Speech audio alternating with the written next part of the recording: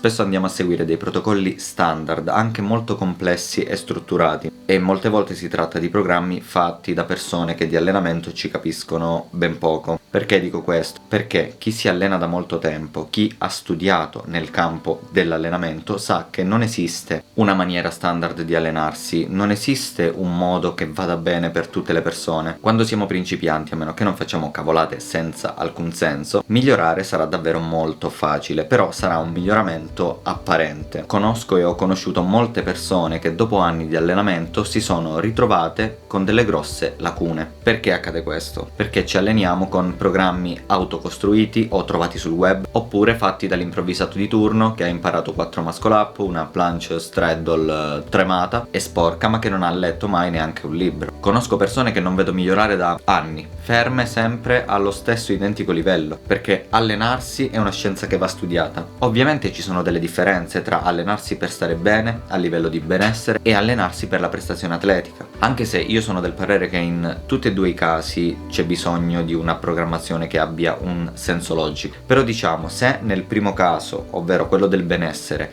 c'è meno bisogno di avere una progressione lineare, studiata in maniera dettagliata, precisa e personalizzata, nel secondo caso, che è quello della prestazione atletica, del cercare di imparare nuovi movimenti e portarli ad una condizione tale da poter partecipare anche magari in futuro a qualche competizione, e allora lì il discorso si complica, ma di parecchio. Quando siamo principianti rispondiamo bene a qualsiasi tipo di allenamento, anche se ci mettiamo per strada a sollevare delle pietre a caso, di sicuro nei primi mesi miglioreremo, sia a livello di forza sia in termini estetici. Possiamo dire che in un periodo iniziale, che va dai 6 anche ai 12 mesi, miglioreremo. Magari miglioreremo 40 invece di migliorare 100, però questo è un altro discorso. Questo vi accade in ogni caso quando vi allenate con delle persone che non sono competenti. Sicuramente quando siete agli inizi migliorate, ma migliorate meno di quello che avreste potuto fare con un allenamento serio. Però in ogni caso, non avendo dei termini di paragone, migliorando 40 per noi sarà abbastanza da pensare di poterci allenare benissimo da soli. Ecco, questa è la cosa più sbagliata che potete pensare. Quando andiamo verso un livello più avanzato, come dicevo prima, le cose si complicano. Sia perché tendenzialmente quando uno impara 2 o 3 skill subito pensa di poter fare l'istruttore di calisthenics, quindi subito si pensa a lanciarsi in questo nuovo progetto per guadagnare dei soldi, e sia perché migliorare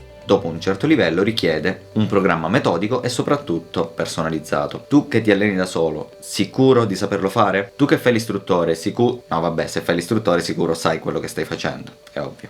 Il calisthenics è uno sport piccolo, povero. Se non vuoi ritrovarti ad essere uno dei tantissimi istruttori che ormai popolano le palestre, con qualche ragazzo da seguire senza alcun criterio, devi studiare, devi impegnarti, perché questa non è solo una disciplina, è una scienza. Se vuoi garantire davvero un ottimo servizio, devi studiare, è facile. E voi che volete migliorare nel calisthenics, informatevi, studiate, dubitate, non fatevi allenare dal primo che passa solo perché c'è scritto istruttore di calisthenics o istruttore di qualsiasi altra disciplina. Questa cosa vale per ogni cosa, ogni aspetto. Quando incontrate un professionista, non affidatevi così alla cieca, perché l'allenamento è troppo importante per essere sottovalutato in questo modo, perché allenarci fa parte della costruzione della nostra salute, quindi prestiamoci attenzione. I programmi di allenamento funzionano se hanno una logica, e funzionano su alcune persone e su altre no. Ognuno di noi risponde allo stimolo in maniera diversa. Più andiamo avanti, più le cose diventano complicate. È pieno di gente in stallo e fin qui nessun problema. Il problema è che è pieno anche di gente infortunata. Fatevi seguire se volete migliorare, oppure studiate e crescete prima da allievi se il vostro obiettivo è fare gli istruttori.